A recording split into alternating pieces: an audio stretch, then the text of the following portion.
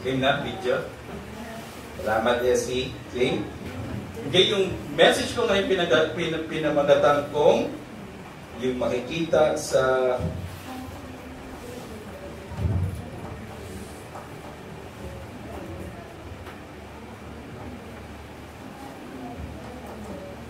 Here am I.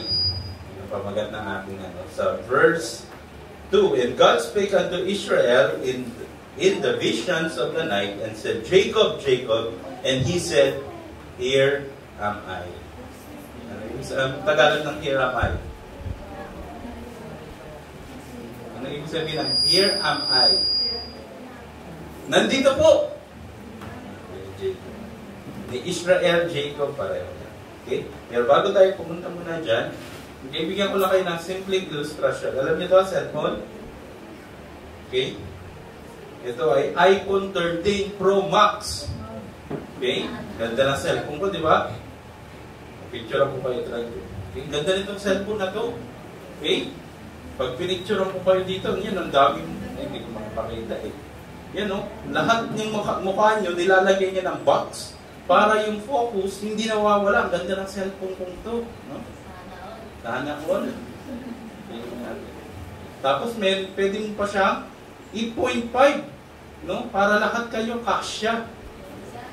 Okay? Yan, pagka pwede pa ako dito slow mo, pwede ako kumuha ng slow mo. Lumadahan-dahan, ganda ng cellphone ko, di ba? Meron kayo nito? Wala, di ba? Ganda na itong cellphone na ito eh. Yan, meron pa akong time-lapse. Pwede ko kayong videohan, no? Na matagal, buong session na ito, buong araw, pwede ko kayong videohan. Tapos mapapabilis ko yun, na napakabilis lang. Ng 2 minutes, mapapanood nyo yung buong araw na nangyari na nakapture na itong cellphone ko. Ganda na cellphone ko, di ba? Sana, all. Okay? Ano pang pwedeng gawin dito? Dami dito. Pwede pang portrait, pwede pang pano. Hindi ko alam yung paano. Paano ba yun? Nakalagay paano eh. Panoramic yun, panoramic. Pwede ganun. Maraming ganun. Kaya paikot kayo, no? Nakaikot kayo, papicture ako kayo pa ganun. Makukuha ko yun. Panoramic. Ganda ng cellphone ko, diba? Iwanag pati, oh. Ganda ng cellphone ko, diba? Sino gusto magkaroon ng cellphone na ganito? Mag-ipon kayo. Okay? Ganda ng cellphone, di ba? Ngayon, pag itong cellphone ko, nalobat, maganda pa rin kaya to. Tapos wala ka ng pan-charge. Hindi po. Maganda pa rin ba to? Lahat ba ng mga features nito, magagamit ko pa? Hindi po. Itong batong to, ano ngayon pinagkaiba niya sa kanya? Kung wala itong charge, hindi ko na ma-charge kahit kailan. Ano pinagkaiba ng batong ito sa cellphone na to?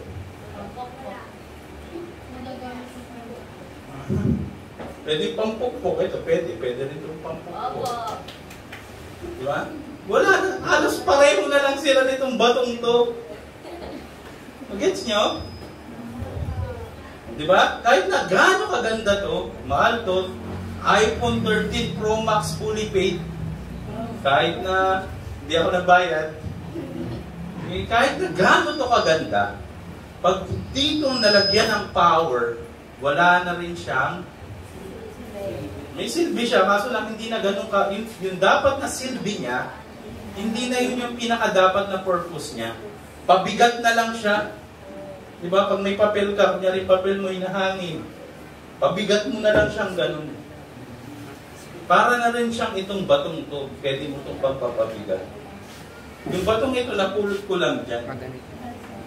Di ba? Marami akong pwedeng mapulot na mga bato, mas maganda pa dyan. Pero, kung titignan mo, pag wala itong power, para lang rin siyang isang bato. Okay, nakita natin dito, mamaya makikita natin kung gaano ginamit ng Panginoon si Jacob, si Israel. Yung ibang pangalan niya, tinawag sa kanya ng Panginoon. Pag isang Kristiyano, matalino, magaling, malakas, mabilis, pwede natin lahat, kaya niya, no? Sa instrument, magaling magtugtog, no? Lahat ng klaseng instrumento, kaya niya patugtugin, maski kumuha lang siya ng dahon, tapos gaganunin, nakapatugtog niya, lahat, kaya niya patugtugin. Pero hindi naman niya ginamit sa Panginoon. Walang kwenta yun. Okay? Para lang din siya, cellphone na maraming capability, pero walang power, low bat, wala, hindi mo magagamit. Okay? Ngayon, tignan natin yung isang tao, isang character ng Bible, ang pangalan niya si Jacob, kung paano siya ginamit ng Panginoon. Okay? May mga heartbreaks, may mga frustrations, may mga masasamang nangyari sa kanya, pero siya ay nagpatuloy sa Panginoon. Yun yung pinakakwento natin. Okay? Okay, balikan natin yung kwento natin sa Genesis 45. Sa Genesis 45, nagpakilala na yung anak niya na nawala, nakala niya patay na. Kasi nga, pinagkaisa ng mga kapatid niya, meron siyang 11 na kapatid, ay 10 kapatid. Ano? Nag-inggit na inggit doon sa susunod sa bunso, si Joseph. No? Si Joseph, pinadala ng tatay niya para makita kung anong ginagawa ng mga kapatid niya sa pastolan. Ang ginawa ng mga kapatid niya, kasi kitang-kita nila si Joseph, kasi nga, si Joseph ay paborito ng tatay niya at binigyan siya ng napakagandang coat. Iba-ibang kulay. Okay? Coat of many colors. Kitang-kita ito si Joseph, yun ah. Sige, patayin natin yan. Yabang yan eh. Okay? Nananaginip yan. Sabi niya, maghahari siya sa atin eh. Okay? Ang nangyari, pinagkaisan siya, isang kapatid niya, huwag na natin patayin, benta na lang natin yan. Kikita pa tayo kaysa patayin natin.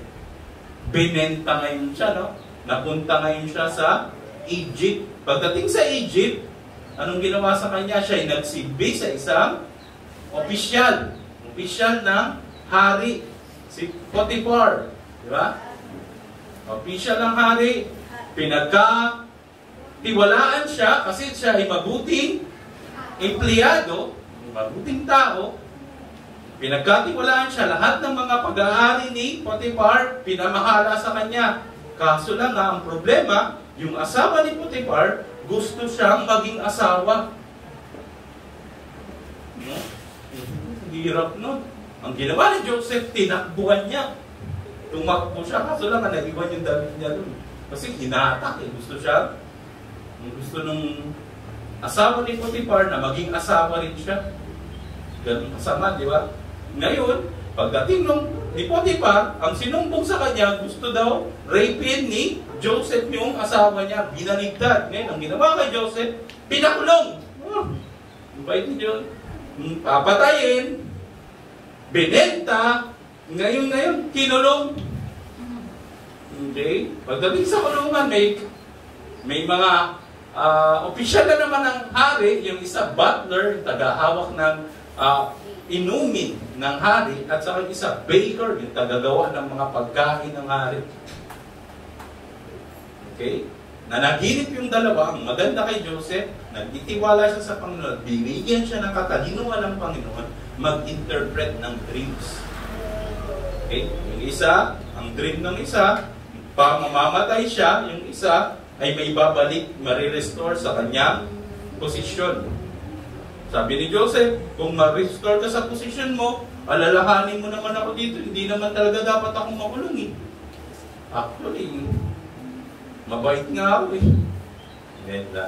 Sabi ni Joseph, hindi dapat siya karapat dapat makulong. Pero dumaan yung ilang taon, 2 taon. Tagal nun ha. Saka lang naalala ni butler, yung taga-bigay ng inumin ng hari, na merong Joseph na meron siyang nag-interpret ng dreams niya, kasi yung hari na nanaginip din na hindi ma-interpret ng kahit na sino dun sa lugar nila. Ang panaginip pala ng hari ay magkakaroon ng 7 taggutom, ay tagsagana, at 7 taggutom. Yung 7 taggutom, mauna yung 7 tagsagana, kakainin lang nung 7 taggutom. Ibig sabihin, parang walang pagsagana. Ganon katindi yung taggutom. So, madaling salita, okay, na-interpret yun ni Joseph, at siya yung binigyan ng pamamahala para ma-execute yung hindi sila magutom ng 7 taong taggutom. Ang ginawa ni Joseph, okay, binigyan sila ng tribute, no, na kinuha yung mga excess na nakuha nila ng tag-ani, at yan ay nilagay nila sa mga storehouse. No? Ano yung mga storehouse? Sa panahon natin ngayon, ano yung storehouse? Yung malalagyan na ng pagkain. Pure Gold, SM, di ba? Ang daming pagkain doon. Di ba? Nakapunta na kayo Pure Gold. Ang daming pagkain doon. Pagka nalumid doon, maganda, doon ka naiwan. Kasi hindi ka magugutom doon. Di ba? Yung lumindol na napakalakas, yung sira na lahat. Nandun pa sa, may Pure Gold to. Ang daming pagkain dito, hindi ako magugutom.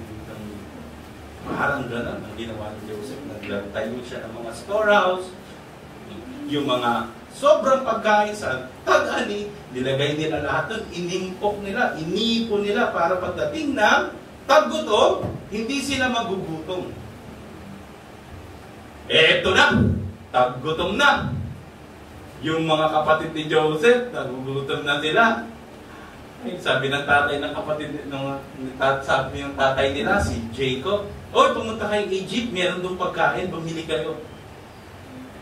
Eh, sino yung mamahala sa Egypt? Si Joseph. Hindi ha? Makita ngayon yung mga kapatid niya.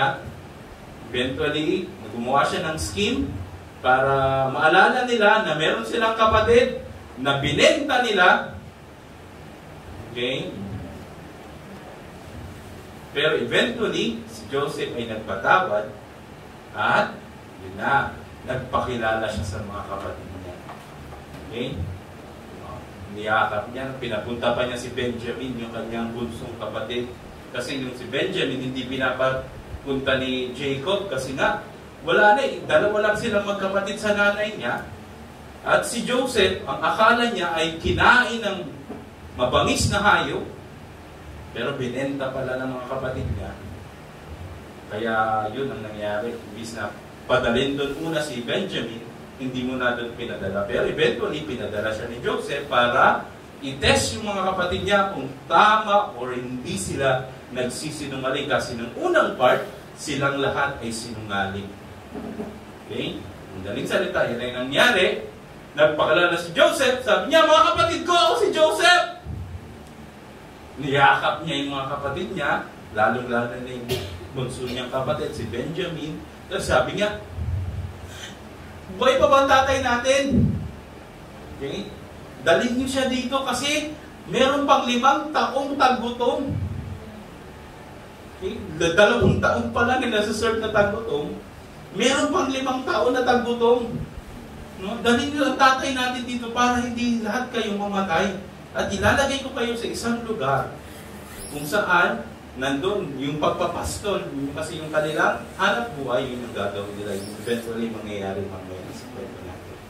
Yun na yung kwento, nalaman na ngayon, bumalik na yung mga kapatid niya, nalaman nila na si Joseph ay buhay pa, pinadalan ni Joseph ng mga karwahe, no? Sa panahon natin ngayon, yan ay mga sasakyan, magagandang sasakyan yan, pag galing sa Egypt, no?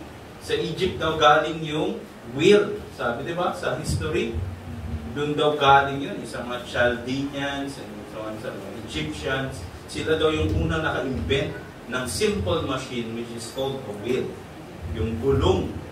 Okay? Sa panahon natin, lahat ng mga sasakyan may gulong. Nakita ka kayo ng sasakyan walang gulong? Meron, boat. Bangka. Hindi, sa sasakyang panglupa, anong makikita natin? Lahat, di ba, digulong. Okay? Wala pang sasakyan na hindi digulong. Nakakita na kayong gulong na tatsulok? Paano ka? Diretso lang andar. Gulong na tatsulok. Walang ganon, di ba? Nakakita na kayong gulong na tatsulok? Square na gulong. Meron daw, yung i-invento ng gano'n, di ba? Okay? Now, in that case, joke lang yun, para lang mag-isip ko kayo. Sila yung nag-invento nun, no? ganon, kung mga karwahe, magagandang sasakyan. Kung panahon natin ngayon, parang van yun. Pwede tayong pumunta kahit saan. From Luzon to Mindanao, pwede ka makapunta kung meron kang van. After nun, magro-roro ka, sasakay ka uli ng bangka, tapos yung van mo sumasakay sa bangka. Sa panahon natin ngayon, kahit saan, napupunta tayo niya, kahit na taga San Mateo tayo, Montalban, nakapunta kami ng halahala, ng mabilis, 2 hours lang, nandito na kami. Okay? Kung walang van, paano yun? Tatakbo si Kuya James dito. Pagdating mo dito, ay, nga natutulog na ako. Pagod na ako nun. Tatakbuhin mo mula Montalban hanggang dito. Imagine niyo, wala sasakyan. Ganun ang binigay sa kanila. Sasakyan para yung mga bata, yung mga matatanda, may sasakay nila at madadala nila sa Egypt na hindi pagod at safe. Napalitaan na ngayon ni Jacob, binalita na sa kanya ng mga anak. Si Joseph, buhay pa. At ito yung mga pinadala ni Joseph sa amin. Yung mga pagkain natin para pag nag-travel tayo pabalik. Yung mga karwahe para yung mga matatanda at bata, yung may sakay natin, at hindi sila mapagod sa ating biyahe. Ito na yung kwento. And Israel took his journey with all that he had. No? Inano na, dinala na ni lahat ni Israel. No? Sino si Israel? Si Jacob. Si Jacob ay anak ni... Sinong tatay ni Jacob? Ni? Isaac. Okay? Ilan sila ang magkapatid? Dalawa. Si Ishmael at saka si Esau at saka si Jacob. Naulilito na ako. Review ko lang rin ulit. Si Esau at saka si Jacob. Sinong tatay nila? Sa Isaac. Si Isaac, sinong tatay niya? Si Abraham. Okay? Review lang natin na mabilis. Okay? And came to Beersheba and offered a sacrifice unto the God of his father Isaac. Okay, tignan natin, ano ba yung Beersheba? Ano bang lugar yan? Ano bang ginawa niya dyan sa lugar na yan? Okay, ni Israel. Sabi dito, okay, kung pupuntahan natin, okay, Beersheba. Beersheba. Beersheba.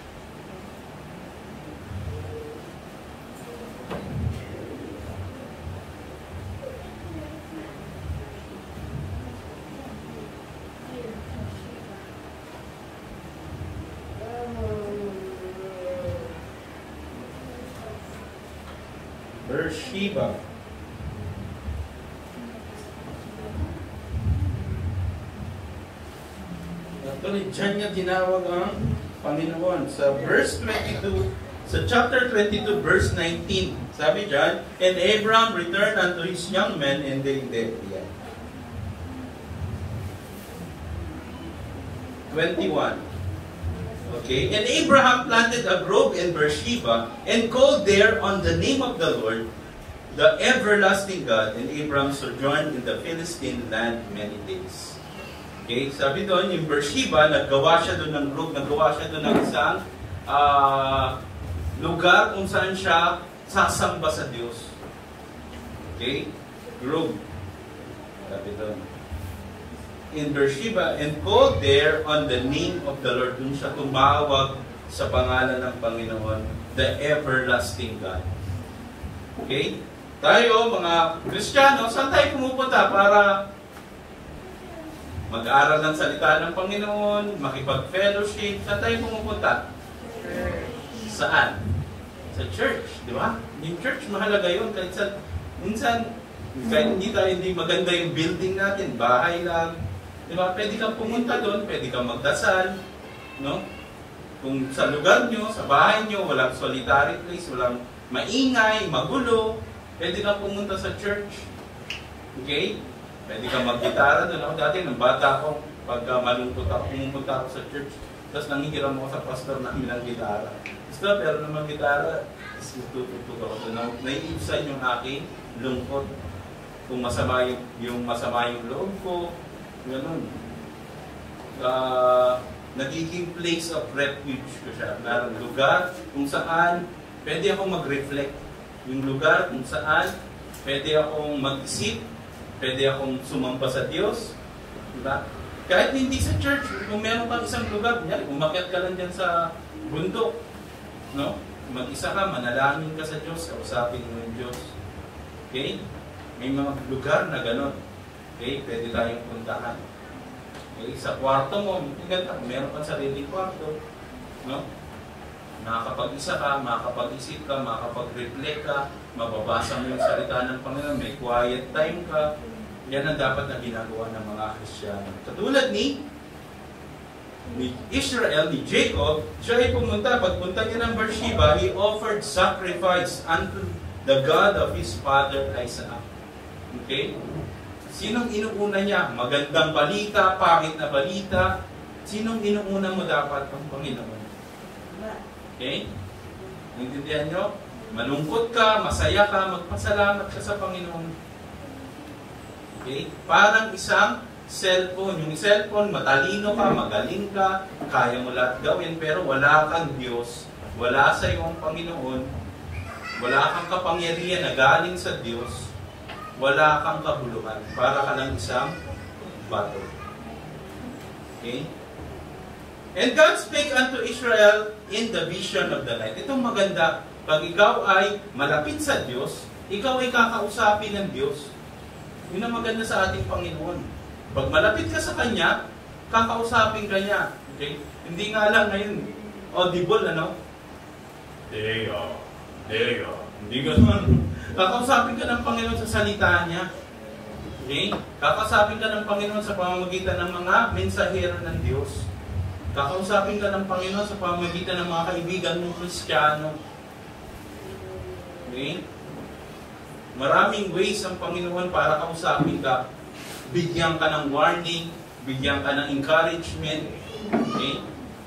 Ang sama nun, binakausap ka na ng Diyos, binabaliwala mo pa. Okay? Direct na, sinasabi na sa'yo, masama yan, masama yan. Ay, walang masama. Gusto ko yan eh. Ganun tayo. Hindi na masama. No, hindi na tayo nakikinig sa sinasabi ng Diyos. Okay, again. And God spake unto Israel in a vision of the night, and said, Jacob, Jacob, and he said, Here am I. Pag kinakausap tayo ng Panginoon, lumingon naman tayo sa Kanya. Okay? Minsan kinakausap ka na ng Panginoon, wala, binabaliwala mo lang eh. Ay, ito ba yan? Oh, okay. Minsan gano'n eh. Kinakausap ka na ng Panginoon, binabaliwala mo pa. Pag kinausap ka ng Diyos, anong gawin mo? Ibigay mo yung buong attention mo sa Kanya. Sabi mo, Here am I. Nandito po ako. Handa akong makinig sa iyong mga salita. Okay? And he said, I am God, the God of thy father. Fear not to go down into Egypt, for I will there make of thee a great nation. Okay, gagawin ko kayong isang malaking nasyon. Okay, mamaya mabibilang natin kung ilan lang sila pumunta sa Egypt. Okay, mamaya bibilangin yan, pati yung mga pangalan na pupunta sa Egypt. Okay, mamaya makikita natin yan. And I will go down with thee in Egypt, into Egypt, and I will also surely bring thee up again. Dadaling kita sa Egypt, pero ibabalik din kita uli, sabi ng Panginoon. Okay? Okay, bring thee up again, and Joseph shall put his hand upon your eyes. Kailan daw dinalagay ng isang anak yung kanyang kamay sa mata ng tatay niya? Ha? Pagpatay na. Ganyan tatay. Ganyan, namatay na ako. Gaganon na natin Jamie yung kamay niya sa mata ko. Smile pa lang kasi sa langit ang pupunta eh. Di ba? Magandang pangako yun sa isang magulang. Bakit? Maganda maglilibing sa akin anak ko, hindi ako'y maglilibing sa anak ko. Eh, alam niyo ba yun? Maraming mga ganong mga magulang, nililibing nila yung mga anak nila. Ano ibig sabihin nun? Maagang namamatay yung mga anak nila kaysa sa kanila. Ang hirap yun sa isang magulang. Okay? Kayong mga anak, mamamatay yung magulang natin, alam natin yun, di ba? Mahirap yun, masama. Sasama ang loob natin, madadalamhati tayo. Pero mas okay yung kesa, ikaw yung nililibing ng nanay mo o kaya ng tatay mo dahil hindi ka nakinig sa nanay at tatay mo. Anak, huwag kang iinom. Anak, huwag kang magbabarkada. Anak, huwag mong gagawin yan. Huwag kang magnanakaw. Eh, naging, riding in tandem ka. Patay ka. Pag nahuli ka, patay ka. Nauna ka pa kaysa sa magulang mo. Naging adik ka. Naging palainom ka. Naging basag ulo ka. Napabarkada ka sa mga gang-gang. Geng-geng. Gong-gong.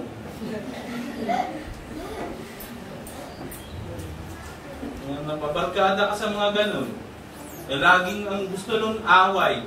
Kahit na wala naman dapat away na mangyari. Yung gusto nun sila yung gumagawa ng away. Tumingin na, sama ng tingin mo sa akin ah! Ang agad. So, magtatawag na yun ng mga kabarkada niya. Lubi natin yan. No? Sige, hanggang sa yun, patay sila lahat. Kung hindi sila patay, kulong. 50-50. Pagdating sa kulungan, doon naman, away pa rin. Basag ulo pa rin. Patay, hindi ka talaga tatagal.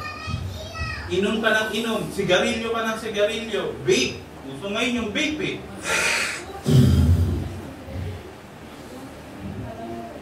Kala mo, may umaapoy dun sa ano yung uso ko.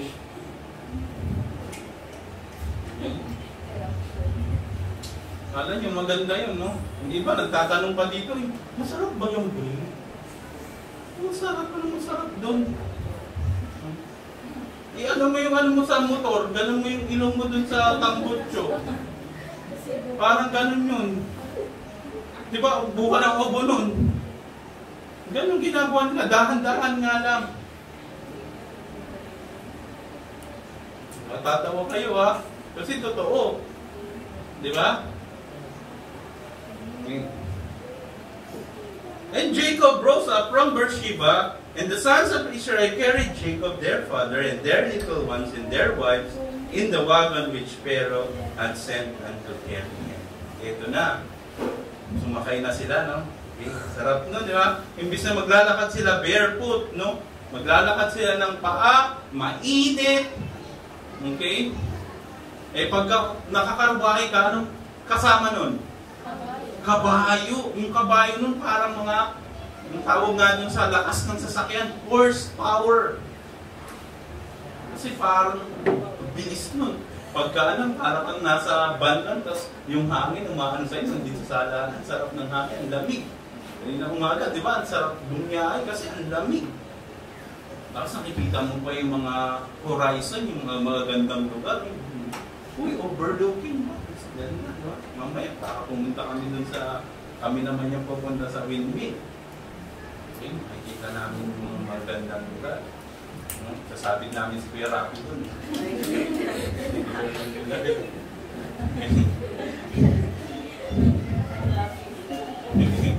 Pag makulit, pero hindi naman makulit Kuya Rapi.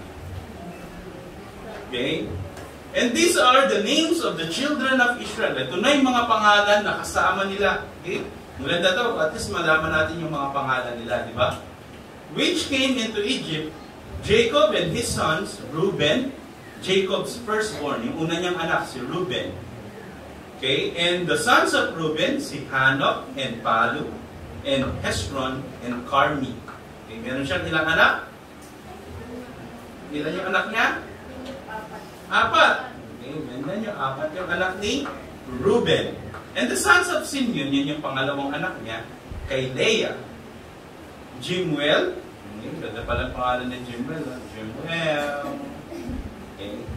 And Jamim, ganda ng pangalan Jamim, para close to James, Jamim. Pwede yung pangalan niya sa mga anak niya, no? Kasi lahat kami puro J. And Ohad, and Jachid, and Zohar, and Zod. The sons of the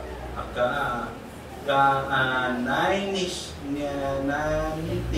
woman. Hira, Kanaanitish. Kanaanitish. Mga taga-Kanaan. And the sons of Levi, Gershom, Kohath, and Merari. Ilan daw yung anak ni Levi?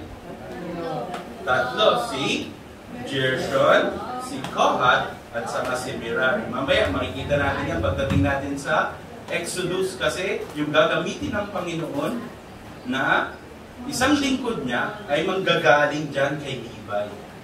Okay? And the sons of Judah, and Onan, and Serah, and Pares, and Serah. But and Onan died in the land of Canaan.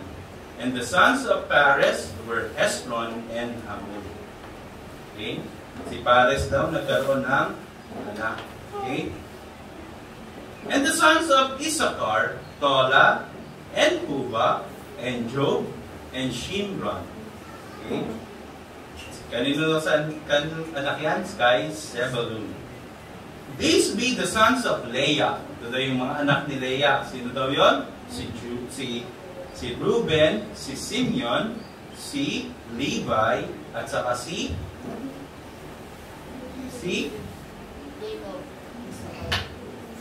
hindi pa.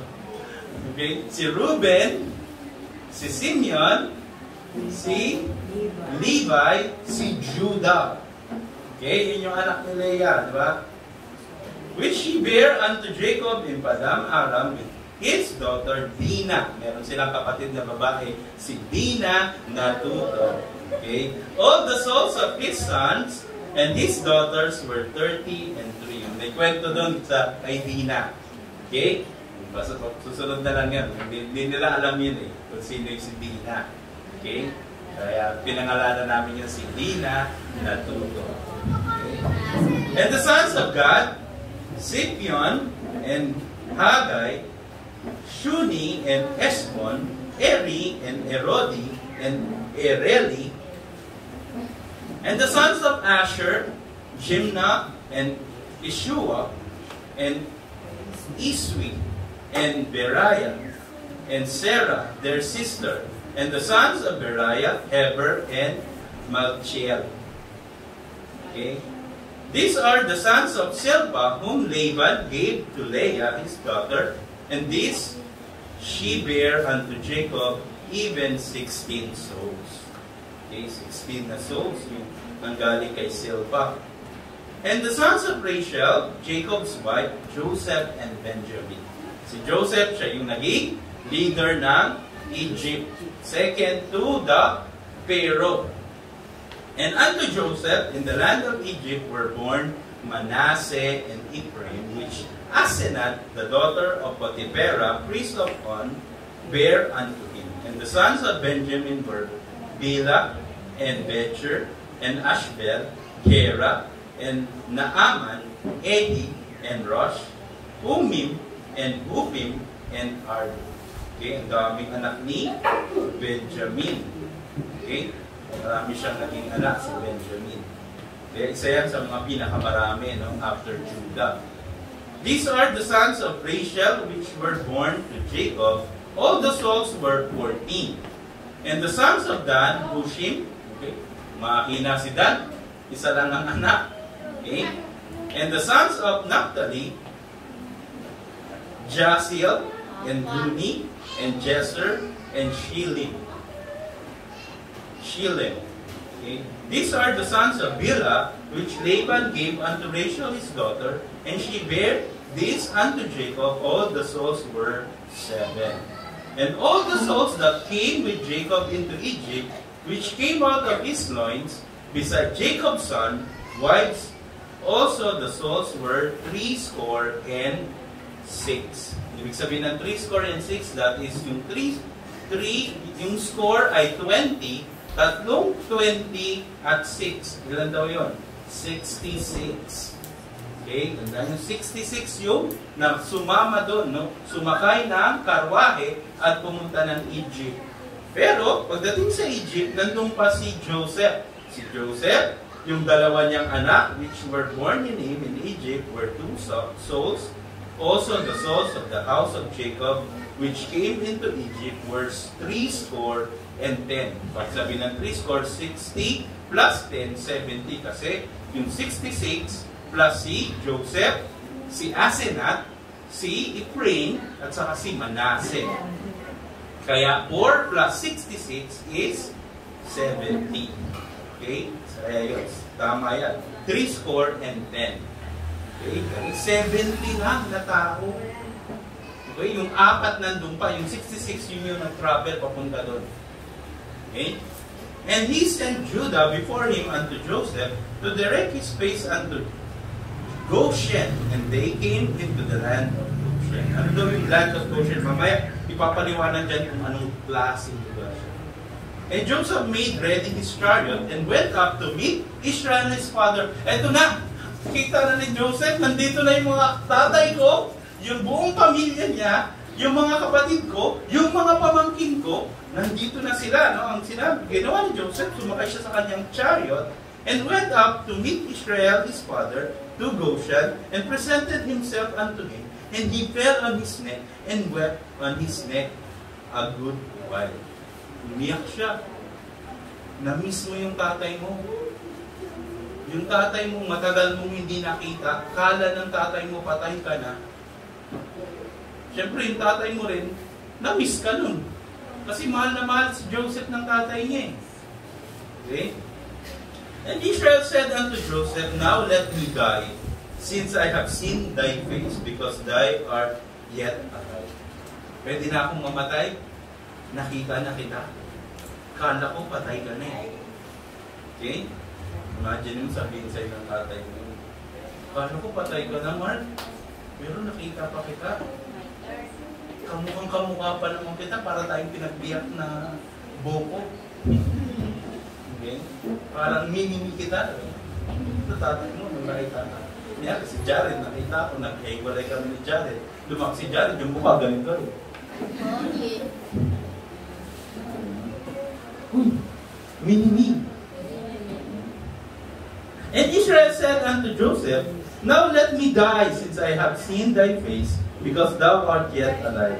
And Joseph said unto his brethren, and unto his father's house, I will go up and show Pharaoh, and say unto him, my brethren and my father's house, which were in the land of Canaan, are come unto me. Okay? Hindi sila kinahiya ni Joseph. Galing silang Canaan, sila yung mga shepherd. Mga kita natin dito. Yung mga Egyptian, ayaw nila ng mga shepherd. Kasi kala nila, matutumi sila. Nag-aalaga sila ng mga tupa, ng mga pastor. Okay? Ang trabaho lang yun eh. Hindi naman yung nakakadumi sa tao, di ba? Huwag lang yung trabaho mo, madumi. Alam niyo yung mga trabahong madumi? Yung mga nagbibenta ng katawan, yun yung mga maduduming trabaho. Hindi yung naglilinis ng Poso Negro. Kahit naglilinis ka ng Poso Negro, marangal na trabaho yun. Okay? Yung maduduming trabaho, yung binibenta mo yung sarili mo. Yung TikTok, Geng. TikTok halos mamaya naguhubad na. Ano kung ano nang pinapakita. Tama ba yun? Napakita mo yung ilong mo. Tama ba yun? Lahat na hindi mo dapat ipakita, pinapakita mo doon. Niyayabang mo yung kung anong meron ka. Para kang cellphone na walang battery. Bato. Sayang. Para ka lang bato. Yan na tayo. And the men are shepherds, for their trade had been to feed cattle, and they have brought their flocks and their herds, and all that they have. Okay? Dala na nila lahat, pati padot, panapla. Okay? And it shall come to pass when Pharaoh shall call you, and shall say, what is your occupation? That ye shall say, thy servants' trade hath been about cattle for our youth, even until now. Both we and also our fathers, that ye may dwell in the land of Goshen, for every shepherd is an abomination unto the Egyptians. Okay? Ayaw nila, kinakaya nila yung mga shepherds. Dito ba sa atin, ano bang kinakaya ang trabaho? Bakal bote, di ba? May kinakaya. Pero sa amin, sa Payatas, May bakal bote sila, pero ang gaganda ng sasakyan nila. Ang dudumi ng kamay ng mga yun, pero may mga sasakyan ng mga ganda yun. Sports car. Kasi depende yun. Kung masipag ka, okay, yan ay trabaho lang. Trabaho sa paningin ng iba madumi, pero kung pinagsipagan mo, pagpapalain ka rin dyan. Okay? Pero hindi ko kayo ini-encourage yan. Okay na, hindi na ako mag-aaral. Magbabahal bote na lang mo rin ako. Gusto niyo ba yun? Kita mo yung classmate mo dati, napaparada sa inyo. Kung makikita ka, nagbabakal bote ka. Tapos siya, pipit-pitan ka ng magandang sasakyan. Hoy, Rob! Anong nangyari sa'yo? Makapulol. Eh, hindi na ako pumapok eh. Sabat-sabat ako. Tuwing biyernes, absent ako eh. May sakit kasi ako tuwing biyernes. Tuwing Linggo absent. Tuwing biyernes, nagkakasakit ko, wala ka naman sakit. Tuwing Lunes, yan, biyernes, Lunes, mamili ka kung anong gusto mong absenan. Biyernes na eh, nakatamad pumasok eh. Ito ba, albote na lang ako. Imbis na nag-aral ka, nagsipag ka, nag-aral ka ng salita ng Panginoon, tatalino ka, sa mundong ito, i-equip ka ng Panginoon. Okay? Hindi ka isang, kung ano lang sabihin na ano, oy tara! Mag-ano tayo, mag-hold up tayo, tara. Maraming pera doon. Eh siya, ikaw, ay maraming pera, tara. Tama ka bagay. Maraming mga taong ganun. Nayaya lang. Nayaya lang ng isang grupo eh. Di ba naghihirap ka? Gusto mong mabilis na pera? Tara, manloko tayo. Gawa tayo ng kumpanya. Anong tawag doon? Mangbubudol tayo. Ang tawag sa kumpanya natin, ano? Networking. Sali kayo dito, magbabayad ka lang 8,000. Yayaman ka. Ganyan ngayon ang mga tao. Kita na kayo ng networking. High school pa lang ako, ang tagal na nun ha. Niyaya na ako sa networking.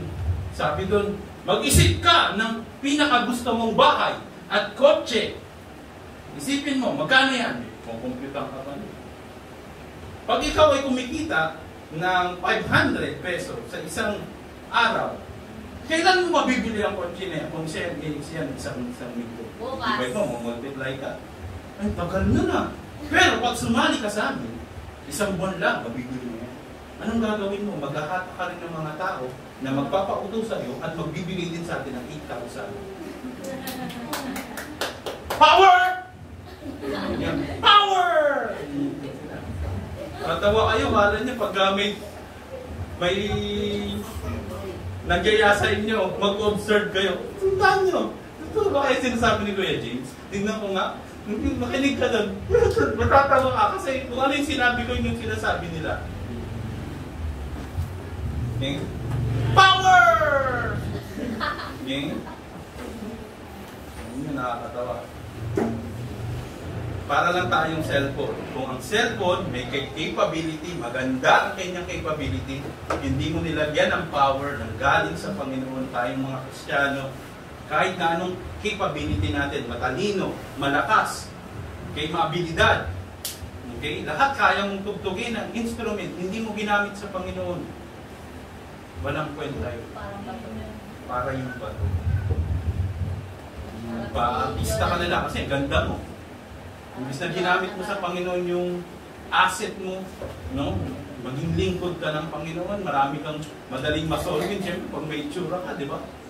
Madaling kang hindi ka lalayuan ng tao. Lalapitan ka ng tao kasi may itsura ka. Guwapo ka, may pleasing personality ka, mabait ka, magsalita ka, magalang. Makita na kayo ng mga tao na pag nagsalita hindi magalang. Yung mga lumaki sa kalye, PI! Kung ano mga lumalabas sa bibig. Okay? Magulat ka, PI! Hindi yung palaging, ano yung PI? Hindi ko na sabihin. May meaning yun. Okay?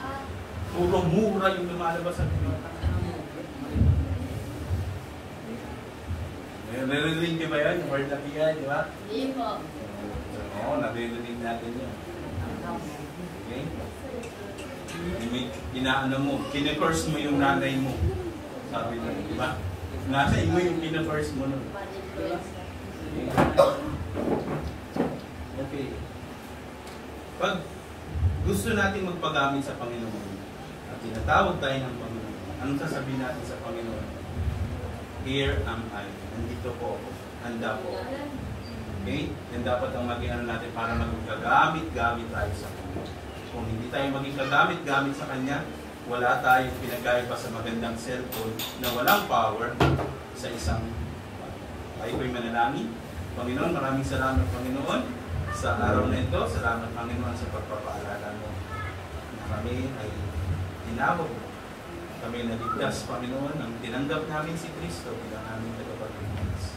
Salamat po Panginoon sa natapos niyang ginawa doon sa krus ng Kalbaryo.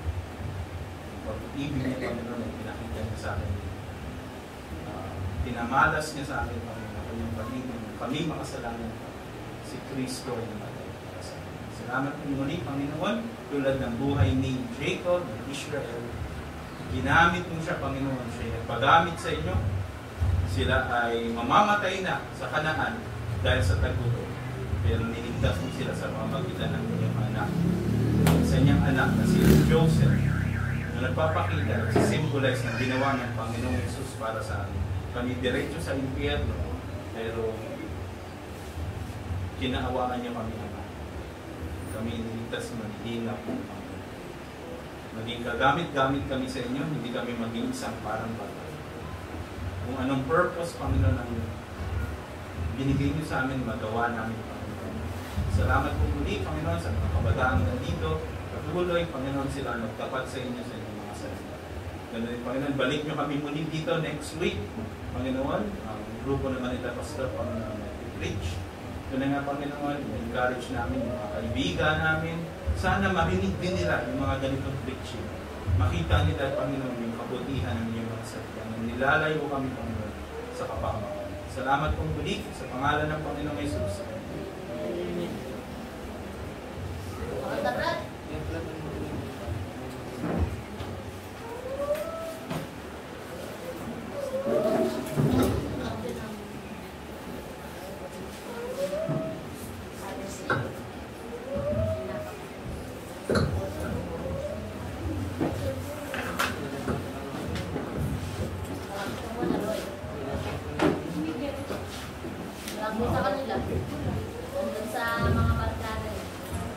Kantahin po natin, Trust and Obey.